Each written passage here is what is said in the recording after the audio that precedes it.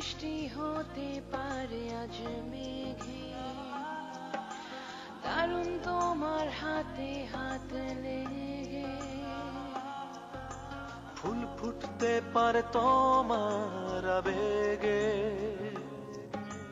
দারুণ বৃষ্টি হতে পারে আজ মেঘে।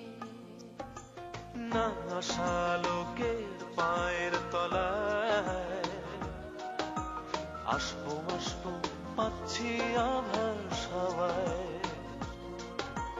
তোমার হাতে মহাকাল ফুটবে আরো, তোমার সঙ্গে আমায় নিতে পারো। দারুণ বৃষ্টি হতে পারে আজ মেঘে, দারুণ বৃষ্টি হতে পারে আজ মেঘে।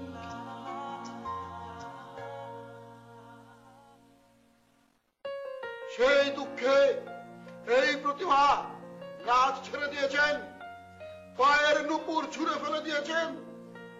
আজকে উনি আপনাদের মাঝে ওনার সেই নাচ খুঁজে বেড়াচ্ছেন। এখানে কতদিন হলো এসছেন? এই তো 2 দিন হইলো আর কি। 2 দিন? আপনার সাথে পরিচিত হয়ে ভালো লাগলো। যাক, আপনার ভালো লেগেছে। আপনার যে অনেক অনেক গুণ বেশি আমার ভালো লাগছে। আপনাদের এখানে এসে মনে হইতেছে আর কোনো অসুবিধা হবে না। আর যদি কোনো অসুবিধা হয়ও আপনি আমাকে জানাবেন, আমি এটা সমাধান করার চেষ্টা করব। কিন্তু ভাই সকালবেলা আপনি যেরকম দুর্নাম করে চলে গেলেন, তাতে চোখে লজ্জা থাকলে তোকে ফিরে আসতে পারে না। না হয় না, ফ্যামিলির মধ্যে 5টা লোক থাকলে একজন আরেকজনের সাথে ঝগড়া করে, তখন তো একজন আরেকজনের দুর্নাম করতেই পারে। আমি আসলে এই প্রতিষ্ঠানটাকে একদম ফ্যামিলির মতো মনে করি। ফ্যামিলি। শোনো, ভালোবাসার মানুষের সাথে এরকম খরা করে কথা বলতে নাই। আপনি যাবেন? আর আপনি আমাকে তুমি করে বলছেন কেন? তোমাকে আপনাকে আসলে ঠিক মতো আমি বুঝতে পারতেছি না।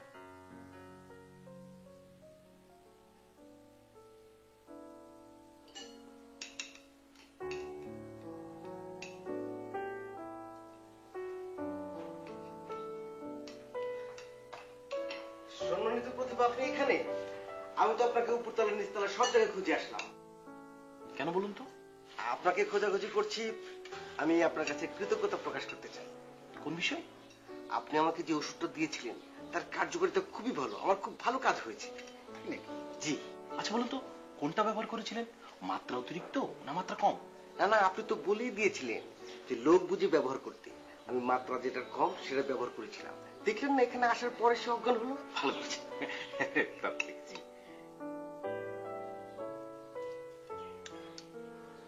আচ্ছা, আপনি এটি কি বানাচ্ছেন? এটি আমার একটি নতুন আবিষ্কার। এটি চর্মজনিত রোগের মহা ঔষধ। জি, চর্মজনিত বলতে দাগ যাবে? হ্যাঁ, এটি চর্মজনিত জটিল কুটিল যত ধরনের সমস্যা আছে সব এটাতে উপশম করে। ভাইয়া, একটু ভালো করে দেখবেন যে আমার এই দাগটা যাবে কিনা। দেখি। হ্যাঁ, অবশ্যই যাবে। কিন্তু আমি তো অনেক ডাক্তারকে দেখিয়েছি, কোনো কাজ হয়নি। দেখুন জনাব, এর আগে কি আপনি আমার কাছ থেকে এই ধরনের চর্মরোগের জন্য কোনো পরামর্শ নিয়েছেন? জি না। আমি কি আপনাকে কোনো ঔষধ দিয়েছি? তবে আপনি আমাকে এই কথা কেন শোনাচ্ছেন? আমার এই ঔষধ যদি কাজ না করে তাহলে বিফলে মূল্যপ্রদ।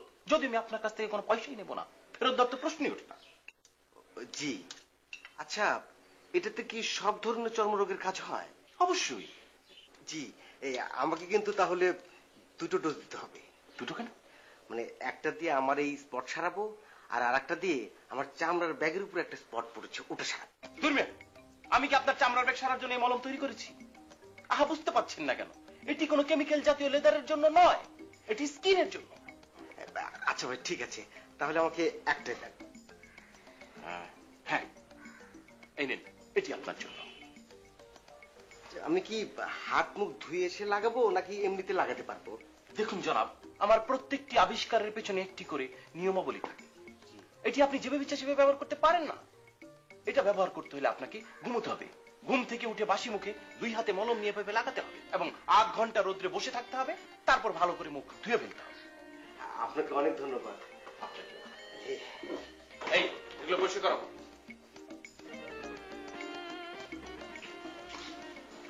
ভাই, আমি গ্রামের থেকে কটা নিমের ডাল আনিছিলাম দাঁত মাজার জন্য, তো খুঁজে পাচ্ছি না, কোথায় করতে পারেন ভাই? ডাল হারিয়েছে সেটা আপনি আমাকে বলছেন কেন? আপনার কি ধারণা ওটা আমি চুরি করেছি? সিসি ভাই কি করছেন আপনি? একটা প্রতিভা, দুদিন পরে সিনেমার নায়ক হবেন, আপনি চুরি করবেন? এটা কি ধরনের কথা বললেন ভাই? তাহলে এই কথা আপনি আমাকে বলছেন কেন? না ওই এক রুমেই তো থাকলাম রাত্রির বেলা, আমার তো ভুল হতে পারে, আপনার নজরে পড়তেও পারে, সেই জন্যই বললাম। না, আমার নজরে পড়েনি। তাহলে এখন কি যে করবো? কি করবেন মানে কি? নিমের ডাল হারিয়ে গেছে, আগুনে পেস্ট লাগিয়ে মেজে ফেলুন। না ভাই। না কেন? ও পেস্ট ভাই ঝাল লাগে। তাহলে এক কাজ করেন, বাইরে যেয়ে নিমের ডাল নিয়ে আসেন। নিম গাছ পাওয়া যাবে এসব এলাকায়? পাওয়া যাবে না কেন? অবশ্যই পাওয়া যাবে। ও তাহলে ওই নিমের ডাল যদি ভাঙতে যাই কেউ কিছু কবে? আরে কি তুই কি সব বিষয় নিয়ে কথা বলছ? ভাই আমার এক কাপ চা দেওয়া যাবে ভাই?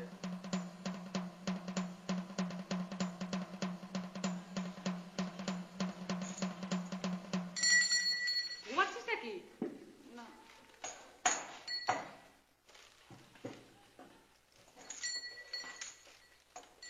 এখানে না ভাই, এখানে না, ডিজেক্টরটা ধর।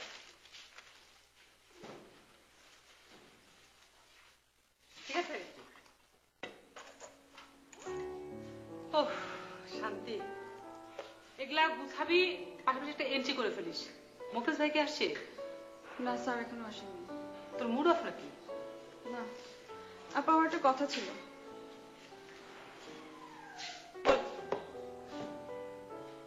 আমি এই চাকরিটা আর করবো না। কেন? না, আমার ভালো লাগছে না। লিজা আটকা এগুলো বললে তো হবে না। কেন ভালো লাগে না বল আমার কাছে। আপা, এখানকার কিছু সদস্যদের আচরণ খুবই খারাপ, আমার একদম ভালো লাগে না। কার কথা বলছিস? খুলে বলবি তো। যে মস্ত নামে একটা নতুন সদস্য আসছে না, সে সব সময় বেয়াদবি করে, যখন তখন না বলে বাইরে চলে যাবে।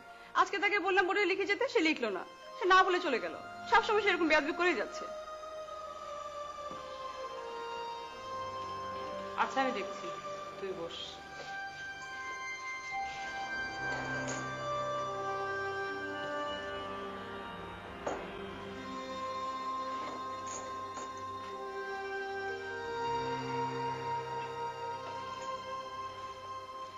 স্নেজা, আপনি কি ব্যস্ত?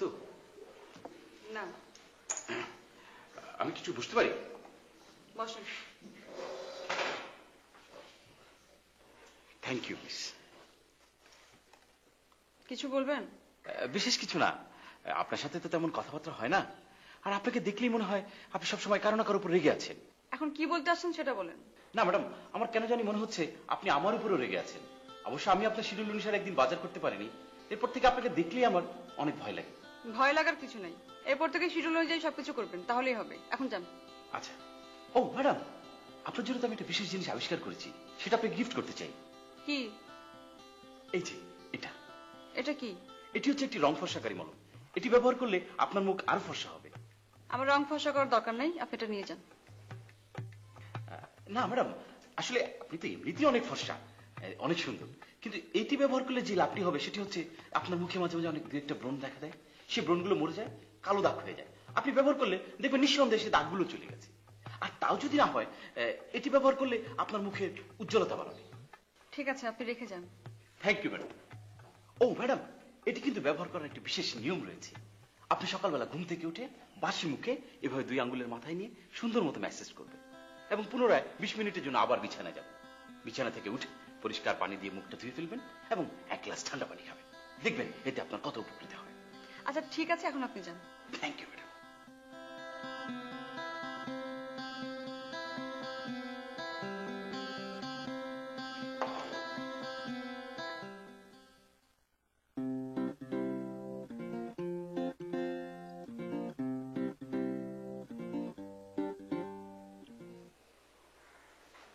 সাগাতে আইছেন?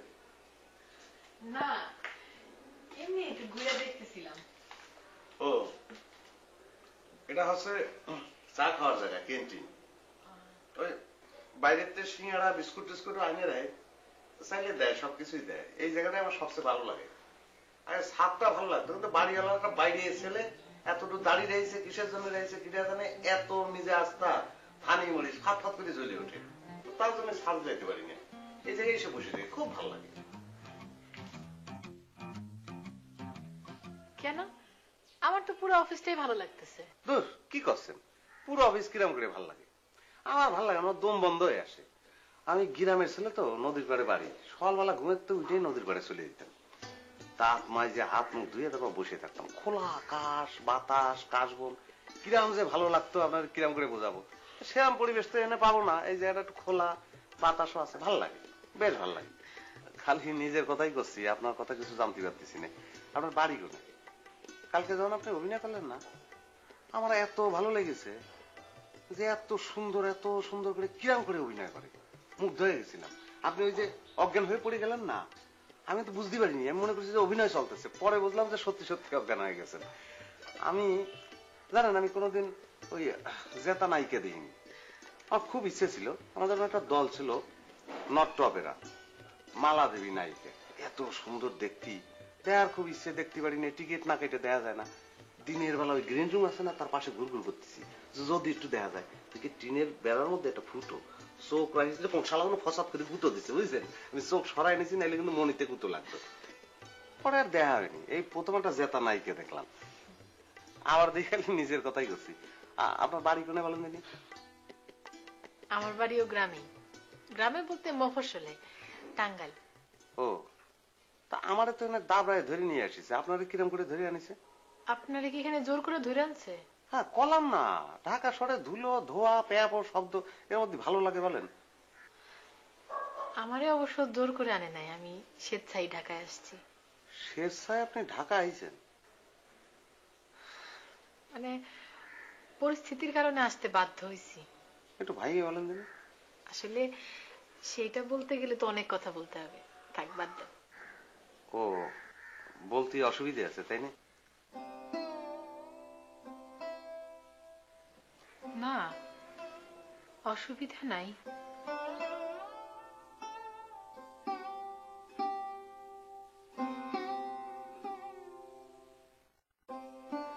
আমার বিয়ে হয়েছিল, আমার একটা সংসার আছিল। আমি ছোটবেলা থেকে অভিনয় করতাম। ওই যে আমাদের স্কুলে বার্ষিক অনুষ্ঠান হয়তো, সেই জায়গায় অভিনয় করতাম। আমার স্কুলের স্যার ম্যাডামরা আমার অভিনয় খুব পছন্দ করত। তারপর যখন ইন্টারমিডিয়েট ভর্তি হইলাম, তখন আমাদের এখানে একটা নাটকের দল আছিল, সেই দলে অভিনয় করতাম। সেই দলের হয়ে অনেকগুলো নাটকের শো করছি। তো ওইরকম আমার এক নাটকের শো দেখতে আসা আমাদের এখানকার তালুকদারের ছেলে আমার খুব পছন্দ করলো। খুব পছন্দ করলো বলতে হচ্ছে, আমার অভিনয় দেখে সে একেবারে মুগ্ধ হয়ে গেল, আমার বিয়ে করতে চাইলো। তো আমার আব্বা আম্মারে যখন প্রস্তাব দিল, আমার আব্বা আম্মা দেখলো যে তালুকদার পরিবার, অবস্থা সম্পন্ন ঘর। আমি দেখলাম ছেলেটা দেখতে শুনতেও ভালো, পড়াশোনা করছে, রাজি হয়ে গেলাম। তো বিয়ের পরে দেখি অন্যরকম। মানে বিয়ের পরে আমার বললো যে আমার আর অভিনয় করতে দিবে না। আমি বললাম, এটা কেমন কথা? তুমি যে মানুষ আমার অভিনয় দেখে আমার পছন্দ করলা, সে মানুষ এখন বিয়ের পর অভিনয় করতে দিবে না? সে দিবে না তো দিবেই না, তার এক কথা। বলে এতদিন বিয়ের আগে অভিনয় করছো, নাটক টাটক করছো, যা খুশি করছো, আমি বিয়ে হয়েছে, এখন ঘর সংসার করো, এখন আর এসব চলবে না। আমি চিন্তা করে দেখলাম, বিয়ে শাদী যেহেতু হয়ে গেছে, স্বামী সংসার সবকিছু তো সামলায় চলতেই হবে, সংসারটাই মন দিয়া করি, অভিনয় ছাইরা দিলাম। মনটা খুব খারাপ হইলো, তারপরও চেষ্টা করলাম মানায় নিতে। কিন্তু কয়েকদিন পরে দেখলাম সমস্যা তো অন্য জায়গায়। আমার স্বামীর আমার দিকে মন নেই, সংসারের দিকেও মন নেই, অন্য একটা মেয়ের সাথে তার সম্পর্ক।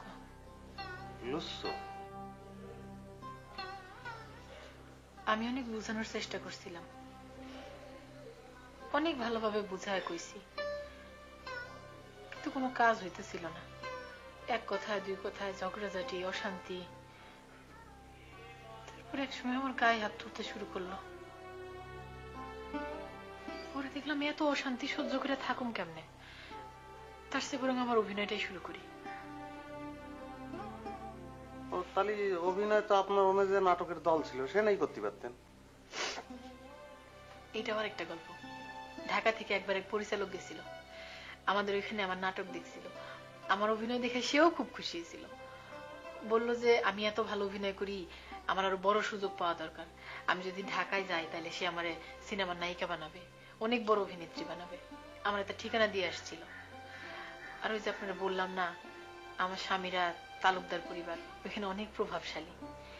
আমি তো ওইখানে থাইকে আর অভিনয়টা করতে পারতাম না। আর আমি যে আমার স্বামীর বাড়ি থেকে বের হয়ে আসবো, এইটাও আমার আব্বা আম্মা অত সহজভাবে নিত না। সেই জন্য আমি একরকম বাড়ি থেকে পালাই আসছি। ও, আপনার কোনো সাল পাল হয়নি?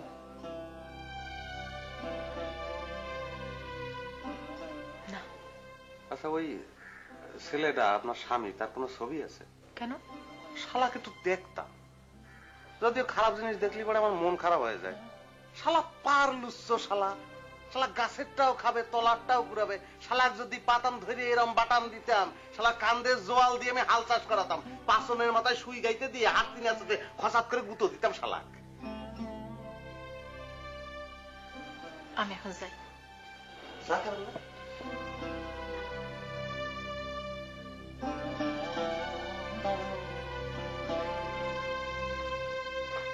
এ ভাই, আমার আর কাপ চা দিতে পারবেন? জগে পানি নেই, এক জগ পানি খাই। আসসালামু আলাইকুম স্যার। ওয়ালাইকুম আসসালাম।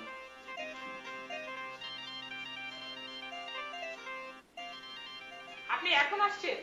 আমি তখন উঠবো ভাবছিলাম। আপনাকে বলেছিলাম না, আমার এক বন্ধু আমাদের এই প্রতিষ্ঠানে 1 লক্ষ টাকা ডোনেট করতে চেয়েছে। ওর ওখানে যে একটু বসে চেকটা নিয়ে আসলাম, কারণ বাদ্যযন্ত্রগুলো তো কিনতে হবে, এগুলি কেনা তো একেবারে জরুরি। আমি তো ওগুলো কিনে ফেলেছি। বলেন কি, কিনে ফেলেছেন? কোথায়? লিজার টেবিলে, দেখেননি? অসুবিধে নেই, আমাদের প্রতিষ্ঠানের সদস্য বাড়ছে, খরচ বাড়ছে, টাকা তো অনেক প্রয়োজন, তাই না? প্রতিভা বাড়ছে, খরচ বাড়ছে, সব ঠিক আছে। মুখলেস ভাই, আপনাকে একটা কথা বলি, কিছু মনে করেন না। আপনি যেভাবে আসলে সদস্য সংগ্রহ করছেন, মানে সদস্যদের নিচ্ছেন, এই ব্যাপারটা আমার ভাল লাগছে না। আপনি আরেকটু চিন্তা ভাবনা করেন প্লিজ। কেন, আপনার কি কোনো সদস্যের ব্যাপারে কোনো অভিযোগ আছে? ওই যে মস্ত না কি যেন নাম, ওকে আপনি কি দেখে, মানে কোন প্রতিভাতে সিলেক্ট করলেন বলেন তো আমাকে? সে তো একজন যাত্রা শিল্পী। মুখলেস ভাই, যে ছেলেটা শুদ্ধ ভাষায় কথা বলতে জানে না, সে যাত্রা শিল্পী? দেখেন খুশি, আপনি কিন্তু একটা ভুল করছেন। যাত্রা শিল্পী হতে হলে যে শুদ্ধভাবে বাংলা বলতে হবে তা কিন্তু ঠিক না, কারণ যাত্রা শিল্পীরাই আমাদের দেশের বিভিন্ন আঞ্চলিক ভাষা ধারণ করছে। আপনার এই কথাটাও না হয় আমি মেনে নিলাম, কিন্তু আমার প্রতিষ্ঠানে যে আমি কোনো বেয়াদব রাখতে চাই না। সে কি কোনো বেয়াদবি করেছে নাকি? হ্যাঁ, সে এখানকার কোনো রুলসই মানছে না, আপনি জানেন? আজকে সকালে যখন বের হয়ে গেছে, লিজা তাকে বারবার বলেছে বোর্ডে লিখে যেতে, সে তো লিখেনি, উল্টা পাল্টা কথা লিজাকে বলে চলে গেছে। এরকম বেয়াদবি সে যদি করে থাকে, অবশ্যই তাকে আমরা এখান থেকে বের করে দেবো। প্লিজ মুখলেস ভাই, আমি সেটাই বলছি, আপনি এই ব্যাপারটায় আরেকটু গুছানো, আরেকটু সচেতন হন।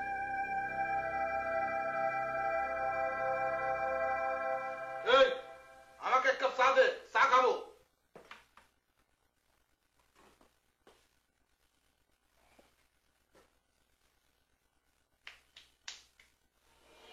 ভাই,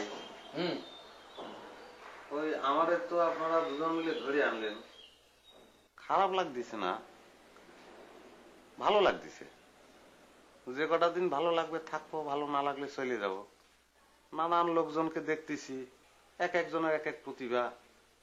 কেউ গান গাতে পারে, কেউ কবিতা লিখতে পারে, কেউ নাচতে পারে, কিন্তু আপনার প্রতিভা কি সেটা বুঝতে পারতেছি না। দেখি যে এই লাঠিটা নিয়ে ঘুরে বেড়ান, আপনার কি দারোয়ান প্রতিভা ভাই? দারোয়ান প্রতিভা হবে কি জন্য? আমি লাঠি খেলি, লাঠিয়াল। লাঠি খেলেন, সেটাও কি প্রতিভার মধ্যে পড়ে ভাই? এটা আপনি কি করলেন? প্রতিভা হবি না কি জন্য? আমি একা 10-12 জনের মাটির ছুয়া একবারে চর দহন করে ফেলাইতাম, আর এটা প্রতিভা না? কিরম বলেন দিনি ভাই? তাহলে গল্পটা শোনেন। আমি আর আমার সাথে 4-5 জন লাঠি সুটা হাতে করে নিয়ে চর দখল করবে যাচ্ছি। আর ওই পাশের 40-50 জন মানুষ, মনে করেন যে একবার লাঠি সুটা বললুম হাসি টাসি নিয়ে তীরের বেগে আসতেছে, আর আমি এই 4-5 জন লোক নিয়ে মনে করেন রকেটের মতো ছুটতে ছুটতে যাচ্ছি। যাচ্ছি আর একটা করে কোপ মারতেছি আর পড়ে যাচ্ছে, একটা করে কোপ মারতেছি আর পড়ে যাচ্ছে, একটা করে কোপ মারতেছি পড়ে যাচ্ছে। 15-20 যখন মনে কর কুপা মাটি ফেলা দিছি, তখন মনে কর বাদ বাকি সব ধেয়ে পলাইছে, আর আমি পা পিছলে পড়ে গেছি মাটির মধ্যে। তখন দেখতে উইরি সর্দার হাসিলি মনে করেন যে আমার পিছ পিছ এরম করে করতেছে, খালি ঘুরতেছে, আর আমি লাঠিটা বন করে ঘুরাচ্ছি। আমার সমানে কোপ মারতেছে আর আমি লাঠি দিয়ে ঠেকাচ্ছি, সমানে কোপ মারতেছে লাঠি দিয়ে ঠেকাচ্ছি। আমার লাঠি ফস করে গাড়ি যাচ্ছে, ফস করে গাড়ি যাচ্ছে। তখন আমি চিন্তা করে কি করবো ভেবে পাচ্ছিলাম না। তারপর লাঠি কিন্তু ওর মাথার পরে কোপ মারবে, সত্যি পড়ে গেল ধরতির মাথা। ভাই করছিলেন যে লাঠি খেলতেছিলেন, আবার বলেন যে কোপ দিয়ে ধরের তোর মাথা ফেলা দিলেন, তাহলে আপনি ওই দা পেলেন কোনে ভাই? আরে ভাই লাঠি দিয়ে কোপ মারছে, মাটি একবারে মাথা পড়ে গেছে। মাথা কি পড়ে গেল না ফাইটে গেল ভাই? কত খালি জমি পড়ে ছিল, আর এখন দেখি সব বিল্ডিং আর বিল্ডিং। আপনাকে কি ঢাকা শহরের জমি তদারকির জন্য এখানে আনা হয়েছে? কি বন্ধুর বাড়িতে তাল গাছ ঢোলে, হচকা টানে পীড়িত খসে মাঘ মাসের। দেখছেন ধারাবাহিক নাটক লং মার্চ। ভাই করছিলেন যে লাঠি খেলতেছিলেন, আবার বলেন যে কোপ দিয়ে ধরের তোর মাথা ফেলা দিলেন, তাহলে আপনি ওই দা পেলেন কোনে ভাই? আরে ভাই লাঠি দিয়ে কোপ মারছে, মাটি একবারে মাথা পড়ে গেছে। মাথা কি পড়ে গেল না ফাইটে গেল ভাই? ওই হলে রে ভাই, সে তো মাটির দিন উঠতে পারে নাই, এক কোপে মাটি ফেলা দিছে। তাহলে আপনি এরম প্রতিভা, আপনার এইসব প্রতিভার মধ্যে আপনার কিরাম করে ধরে আনেছে ভাই? সেটা তো আরেকটা ইতিহাস। বলেন দিদি। আমি 4-5 জনের সাথে করে আরেকটা চর দখল করবে গেলাম। ওই পক্ষে ছিলি হচ্ছে 20-25 জন। ওরা আসতেছে আর আমি জাগই তুলে যাচ্ছি, করতে করতে যাচ্ছি আর যাচ্ছি, যাতে মনে করেন একটার পরে একটা খালি কুপা আমি মনে করেন মাটি ফেলা দিচ্ছি, আর একটা উঠতেছে, আর একটা কুপা ফেলা দিচ্ছি, এরকম করে 1টা 2টে 3টে 4টে 5টা 6টা সব 10টা 12টা 13টা কোপ যখন মারি, তখন দেখি সামনে কোপ পড়া একটা। আমি কই আপনার কিটা? সে কথা মোমিন লাঠিয়ালে খুঁজতেছি। আমি তো মোমিন লাঠিয়ালে দিয়ে আপনি কি করবেন? মোমিন লাঠিয়ালে একটা বিশাল প্রতিবেদন। তখন আমার লাঠিটা হাতে 3 পড়ে গেল। তারপরে মনে করেন যে তার গায়ের পটকিন খুলে আমার গায়ে পড়া দিল। আপনাকে আমি সারা অফিস খুঁজছি, আর আপনি অফিসের পিছনে ক্যান্টিনে বসে চা খাচ্ছেন। আমি আপনাদের চিনতে পারতেছি। চিনতে পারছেন না? কালকে আপনার সাথে কথা হলো না, আমি বললাম আমাকে গান শোনান, আপনি বললেন পরে শোনাবেন। বাড়িওয়ালার মেয়ে। ও বুঝতে পারছি, ওই সে সময় বোরখা পরা ছিলেন তো, খালি মুখটুকু দেখা গেছে, সেই জন্য চিনতে পারি। বাইরে গেলে আমি বোরখা পরি, বাসায় পরি না। ও আজকে কিন্তু আমি গান শুনতে আসছি। গান শুনবেন? আজকে তো কোনো সমস্যা নাই। না কোনো সমস্যা নেই। তাহলে আপনারা গান বাজনা করেন, আমি এখন যাই। এ ভাই কি আপনি চলে গেলে তো গান গাতে পারবো না। কেন? উনি চলে গেলে গান গাইতে পারবেন না কেন? না মানে ওই যে সেটা গান শুরু করলে পরে বুঝতে পারবেন। আচ্ছা ঠিক আছে, তাহলে আমি একটু ওনার দিকে সরে বসি।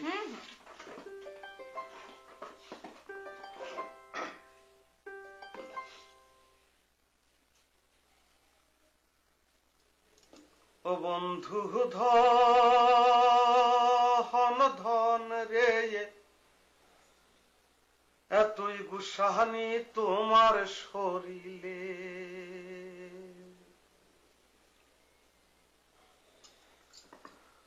ও বন্ধু ধন ধন রে, এতই গুসাহানি তোমার শরীরে।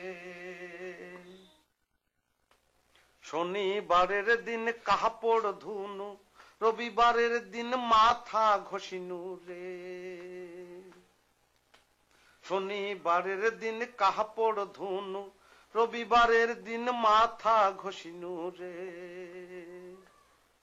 ও কি পাড়ার চেঙে রায় করে হায় রে হায়, মুই তো পীড়িত করুম না, চেংড়া বন্ধু ছাড়ে না, মুই তো পীড়িত করুম না, চ্যাংড়া বন্ধু ছাড়ে না, আরো দিয়া যায় পীড়িতের বায়না। ও কি যা রে বন্ধু যা, জ্বালাইয়া গিলেন মনের আগুন নিবুইয়া গিলেন না। ও বন্ধু ধন ধন রে, এতই গুসাহানি তোমার শরীরে। কি বন্ধুর বাড়িতে তাল গাছ ঢোলে, হ্যাচকা টানে পীড়িত খসে মাঘ মাসের কালে। ও বন্ধু ধন ধন রে, এতই গুসাহানি তোমার শরীরে।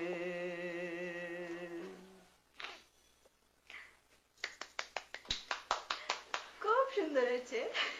কেন ভালো হয়েছে না? ফাইন আছে। গান খুব ভালো হয়েছে, ওটাও খুব ভালো হয়েছে। কোনটা কোন? ওই যে ওই যে হাতেরম টিপিসি তাই? হ্যাঁ হ্যাঁ টিপিসেন। আচ্ছা কেন টিপিসেন বলেন তো?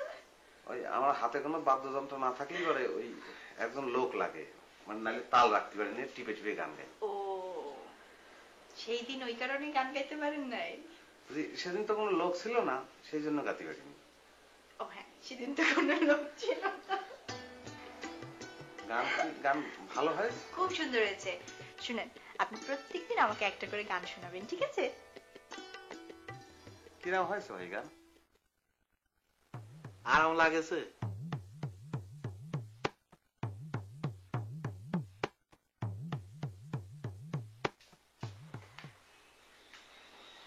ম্যাডাম আপনি ভালো আছেন? হ্যাঁ ভালো আছি। আপনি কোথায় থাকেন বলেন তো? জি আমি তো এখানেই থাকি। সেটা ঠিক আছে, কিন্তু গত দুদিন হলো তো আপনাকে আমি খুঁজে পাচ্ছি না। আপনাকে খোঁজ করতে আপনার রুমে পর্যন্ত গেছি আমি। Sorry madam, sorry.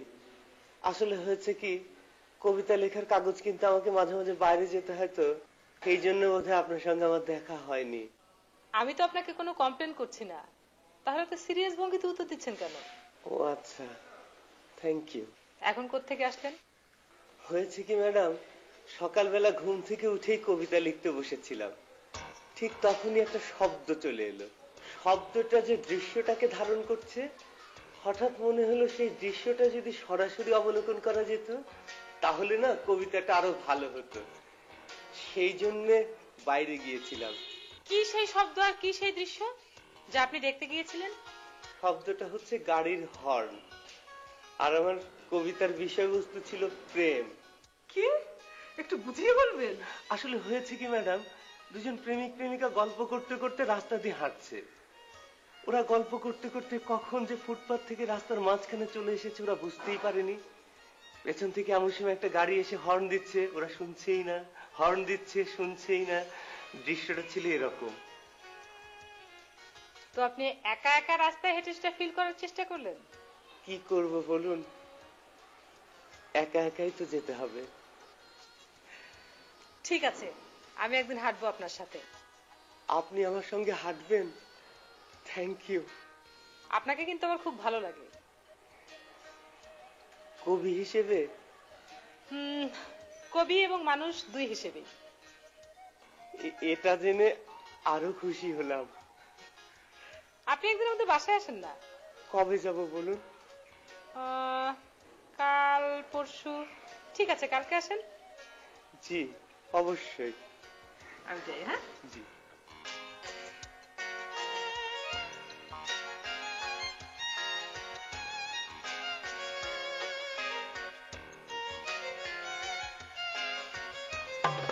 I love you. I love you too. আমি ভাবতেই পারছি না এক রাতের মধ্যে এত পরিবর্তন। আমার কেন জানি পোলা না রে মনে হইতেছে ওর লাগে আমার মিলবো না। আরে মিল মিস হইব না কেলা? মিলে নবি তোর বাপে কইছে মিল মিস হইতো। আপনারা দেখছেন ধারাবাহিক নাটক লং মার্চ। আপনারা দেখছেন ধারাবাহিক নাটক লং মার্চ। আসসালামু আলাইকুম স্যার। ওয়ালাইকুম আসসালাম। স্যার কি আমারে ডাকছেন নাকি? কোথায় গিয়েছিলেন? স্যার একটু বাইরে গেছিলাম স্যার। 5 বছর আগে ঢাকাতে আমি আইছিলাম, কত খালি জমি পড়িয়া ছিল, আর এখন দেখি সব বিল্ডিং আর বিল্ডিং। আপনাকে কি ঢাকা শহরের জমি তদারকির জন্য এখানে আনা হয়েছে? আপনি প্রতিভার চর্চা করবেন। স্যার হয়েছে কি, প্রতিভা চর্চা করতে করতে একটু খারাপ লাগতেছিল আর কি, জন্য বাইরে গেছিলাম। খারাপ লাগছিল বাইরে যাবেন, অফিসের নিয়ম মেনে যাবেন তো? স্যার নিয়ম কানুন তো মানিয়া গেছে স্যার। কোন লিজা, ভেতরে আসুন। স্যার কোন নিয়ম স্যার? আপনি কি যাবার সময় লিখে গিয়েছিলেন? উনি বাইরে যাবার সময় লিখে গিয়েছিল। আমি কি লিখা যাই নাই? আপনাকে আমি বোর্ডে লিখে যেতে বলিনি? বোর্ডে লিখেছেন আপনি? বোর্ডে তো লিখা হয় নাই স্যার। আপনি জানেন এখন আপনাকে আমি কি শাস্তি দিতে পারি?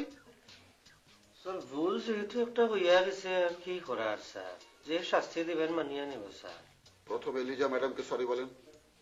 সরি। ঠিক আছে। এখন থেকে লিজা ম্যাডাম আপনাকে যেভাবে চলতে বলবে ঠিক সেভাবে চলবেন।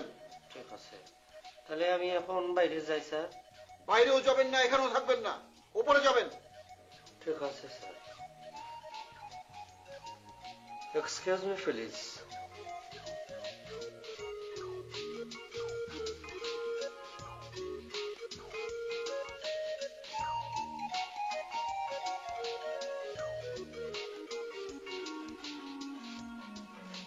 আম্মা জান, কি করবো লাগছো? বাইরে গেছিলাম, ফেরেছি চাচি। আপু বলো না? বলি তোমাদের মেলাতে ভালো মন্দ বাতচিত করানোর সময় পাই না আম্মা জান। সেই কথা আমার বাজানের মনে হয়নি। আমি কিন্তু ইদানিং প্রিয়াই ভাবতাছি কই আমার বাজানে তো আমার আর ভালো মন্দর খোঁজ খবর লয় না। কি কইতে চেয়েছিলা কও না? না কইতাছিলাম ওই যে তুমি হারমোনিয়ামটা কিনা চাইছিলে না, টাকা তো দিচ্ছি, হারমোনিয়াম কিনছ? কি কর তুমি? আম্মা টাকা ডাল লাগে লাগে কেছি না সাকারি বাজার ব্যাগটি কিনা তো ছাবা করে বলাইছি। মাশাআল্লাহ আম্মা জান, এইবার আরো একটা বালা কাম যে করুন লাগে আম্মা জান। তুমি এমন হেজিটেট করতেছো কিলাই? কও না কি কাম? না ওই যে ড্রয়িং রুমে একটা পোলারে বহে রেখেছি, হ্যাঁ লাগে একটু বাতচিত করবা। কেঠা কি কর লাগবো? ওই যে পোলা লাগে তোমার আমি বিয়ে দেবো ভাবছি, পোলা লেখাপড়া জানে, এমএ পাস, এক বাপের এক পোলা, বাপের ব্যবসা মেলা বড় ব্যবসা, পোলা এখন এই ব্যবসা দেয়, আমগো দুই ফ্যামিলির লাগে মিলবো বলা। আবার কইতেছিলাম কি মানে দুই ফ্যামিলিতে মিলমিশ হইব আলহামদুলিল্লাহ, মগর আমি চিন্তা করতেছি যে আমগো দুইজনের মিলমিশ মানে যদি না হয় একটা ঝামেলা লেগে যাব না? মিলমিশ হইব না কেলা, মিলে লইবা। তোমার বয়স হইতেছে না আম্মা জান। এটা তুমি কি কথা কইলে আব্বা? আমার কি এমন বয়স হয়েছে? আর আমার কেন জানি ওই পোলারে না দেখে মনে হইতেছে ওর লগে আমার মিলবো না। আরে মিলমিশ হইব না কেলা, মিলে নবি তোর বাপে কইছে মিলমিশ হইতে হইব, হইব না কেলা? আব্বা তুমি খামাখাই কিন্তু পেরেছাল হইতেছো, তোর পেশার। প্লিজ আমি দেখতাছি, তুমি যাও।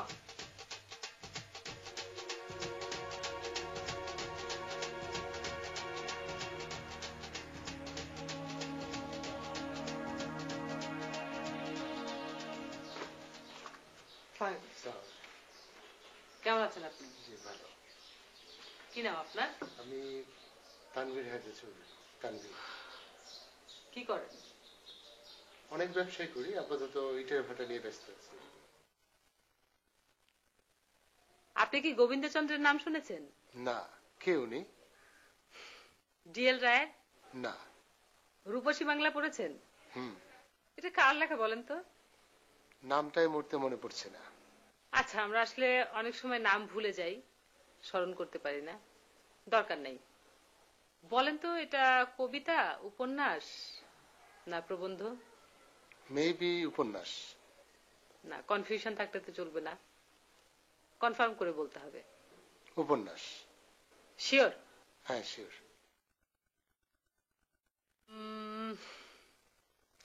আচ্ছা, রাগ সম্পর্কে আপনার ধারণা কি বলেন তো? রাগ আমরা যেই সচরাচর রাগ করি সেটা?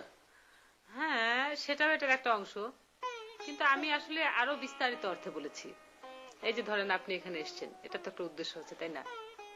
ধরেন আপনি আমাকে পছন্দ করলেন, আমি আপনাকে পছন্দ করলাম, আমাদের দুজনের বিয়ে হয়ে গেল, তারপরে আমরা লম্বা একটা সময় কাটাবো, সকাল দুপুর রাত।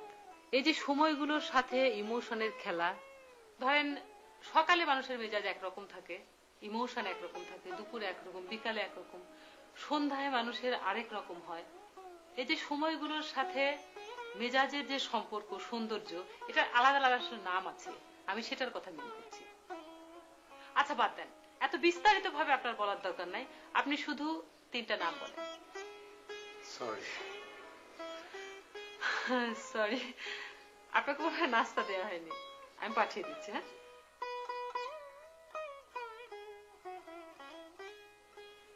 মিস লিজা, আপনি কি ব্যস্ত? না, কেন বলুন তো?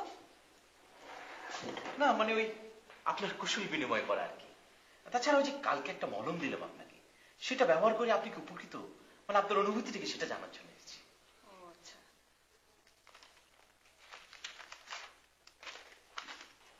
লেখেন।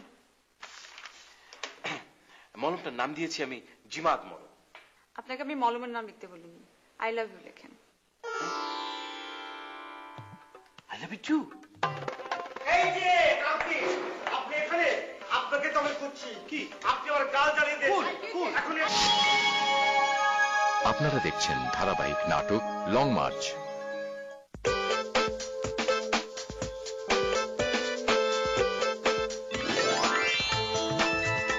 পবিত্র ঈদ উল ফিতর উপলক্ষে বাংলা ভিশনের 6 দিন ব্যাপী বিশেষ আয়োজন। মনের মাঝে তুমি, মনের মাঝে তুমি। তালুকদার কিং চেয়ার নিবেদিত জনপ্রিয় বাংলা ছায়াছবি মনের মাঝে তুমি। ওই কার্ডটা দেখে নিশ্চয়ই বুঝতে পেরেছো আমি কে। আমার মেয়ের বিয়ে যদি এমপি ছেলের সঙ্গে হয় তাহলে তোমার বোনের বিয়ে হবে, আর যদি তোমার কারণে আমার মেয়ের বিয়ে ভেঙে যায় তাহলে তোমার বোনের বিয়ে হবে না। রিয়াজ পূর্ণিমা অভিনীত এবং মতিউর রহমান পানু পরিচালিত জনপ্রিয় বাংলা ছায়াছবি মনের মাঝে তুমি দেখবেন ঈদের 4র্থ দিন সকাল 10টা 10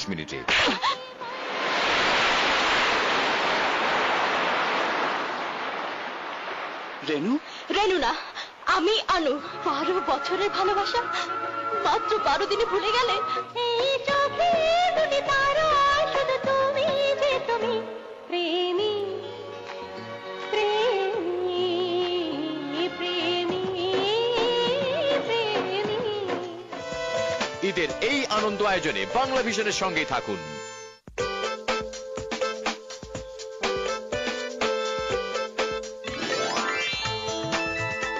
পবিত্র ঈদ উল ফিতর উপলক্ষে বাংলা ভিশনের 6 দিন ব্যাপী বিশেষ আয়োজন।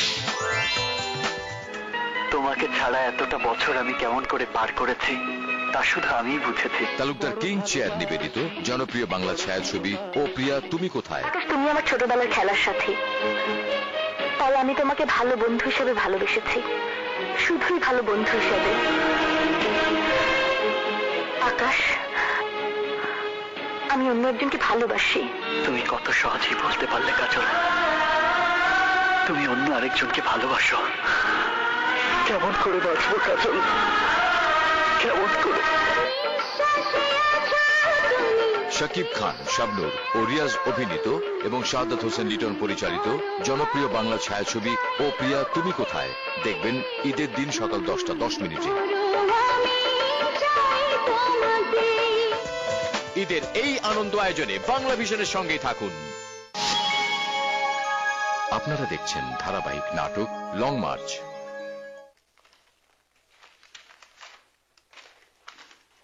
লেখেন। মলমটার নাম দিয়েছি আমি জিমাদ মলম। আপনাকে আমি মলমের নাম লিখতে বলিনি, আই লাভ ইউ লেখেন। I love you too. আমি ভাবতেই পারছি না এক রাতের মধ্যে এত পরিবর্তন, এত বড় কিছু পেয়ে যাব। এখন থেকে আপনার যা যা সমস্যা হয়, আপনার যাবতীয় আপনার শারীরিক মানসিক যত রকমের সমস্যা হয় আপনি আমাকে বলবেন, আমি আপনার জন্য একটা ঔষধ আবিষ্কার করব আর একটা রোগের চিকিৎসা করব। চিকিৎসা করবেন, খুবই ভালো কথা। আগে আপনি আই লাভ ইউ লেখেন। আচ্ছা ঠিক আছে, আই লাভ ইউ। আচ্ছা, আমার মাথায় একটা আইডিয়া এসছে। যে মলমের জন্য আমি আপনার ভালোবাসা জয় করলাম, সেই মলমটা আমি আপনার নামে উৎসর্গ করে দিতে চাই। যেমন ধরুন, এই মলমের নাম হবে লিজা রং ফর্সাকারী মলম। আর এই মলমটি বাজারজাত করার সময় মলমের প্যাকেটে আপনার একটা স্মাইলিং ফেস থাকে। এই যে আপনি এখানে, আপনাকে তো আমি করছি কি আপনি আমার গাল জ্বালিয়ে দেন এখন এটা দিয়ে আমি কি হয়েছে? ম্যাডাম ম্যাডাম উনি আমার দুর্বল জায়গায় হাত দিয়েছে। উনি জানে আমি এখানে নায়ক হওয়ার জন্য সাধনা করছি। কালকে ওনার সঙ্গে আমার দেখা, আমাকে দেখে বললো আমি একটা মহামূল্যবান মলম তৈরি করেছি যেটা ব্যবহার করলে মুখমণ্ডল সুন্দর হয়, কোনো দাগ থাকে না। ওনার কথাটা শুনে আমার খুব ভালো লেগেছে। দর্শক বৃন্দ যেহেতু স্ক্রিনে সুন্দর চেহারা দেখতে পছন্দ করে, আমি ভাবলাম আমার চেহারাটা সুন্দর রাখার দরকার আছে। এই জন্যে আজকে সকালে উঠে ওনার মলমটা আমি এখানে মাখলাম। মাখানোর সঙ্গে সঙ্গে জ্বলতে শুরু করলো। আমি ভাবলাম জ্বলুক, জ্বলতে জ্বলতেই হয়তো দাগটা উঠে যাবে। একটু পরে আয়নার সামনে যেয়ে দেখি এখানটার চামড়া উঠে সাদা হয়ে গেছে। এখন ম্যাডাম আপনি বলেন এই কালপিটটাকে আমার কি করা উচিত? রাখুন রাখুন, আপনার কোথাও ভুল হচ্ছে। আমার ওষুধের কোনো পার্শ্ব প্রতিক্রিয়া নেই। দেখুন দেখুন ওনার চেহারা কত সুন্দর লাগছে ওনাকে, কত টলটল করছে ওনার চেহারা, কত গ্ল্যামারাস। উনি নিজেও এটা ব্যবহার করেছেন। ম্যাডাম আপনি ওনার মলম মেখেছেন? অবশ্যই। আপনি মাখেননি ম্যাডাম? না, সৌভাগ্যক্রমে আমি ক্রিমটা অফিসে রেখে গিয়েছিলাম। এনেন, এটা আপনি মাখেন।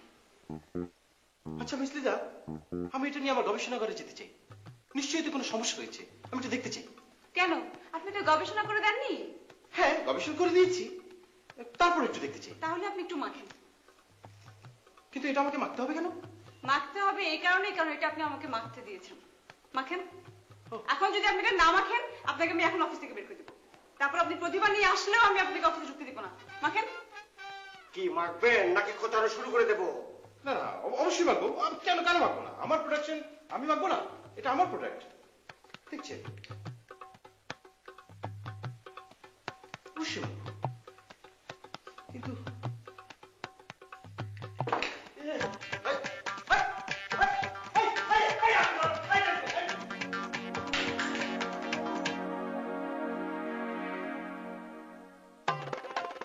আপনি কি মেরিট নাকি আনমেরিট? আমি এখনো পর্যন্ত আনমেরিড। কিটা ভাই? শুনুন শুনুন শুনুন, ওই যে লং মার্চ নাকি কয়, এটাতে থাকুনি? জি, আপনি চেনেন? আরে আমি চিনবো না মানে? ওইটা আমার পয়সায় চলে বেটা, আমার তো চিনাস। প্রতিদিন কি ময়লা নিতে আপনি আসেন? না না না, আমি আসবো কেন? আমার লোকরা এসে নিয়ে যান। তো যে লোক ময়লা নিতে আসে সেই তো চাঁদা নিতে পারে, আপনি এসেছেন কেন? বি মাই লিট লিট এ কিতা লেখছে? ও কি লিটল লিখতে চাইছে না লিটাল লিখতে চাইছে আল্লাহ জানে। এটা এত জঘন্য হাতের লেখা ছিল, আপনি পড়েন দেখি। আপনার কাছে এই লেখাটা খারাপ মনে হচ্ছে? শুনেছি যে বিদেশিরা একটা জিনিস আবিষ্কার করলে তো সেইটা পরীক্ষা করার জন্য যেটা ভালো না মন্দ ওই কুকুর বিড়াল এইসব প্রাণীর উপর পরীক্ষা করে। তা আপনার যদি কুকুর বিড়াল ধরতে কষ্ট হয় তাহলে একটা ইন্দুর ধরে বা চিকা ধরে তার উপর প্রয়োগ করতেন, না করে আপনি একটা প্রতিবার গালে প্রয়োগ করলেন, গাল দুটো জ্বলে গেল।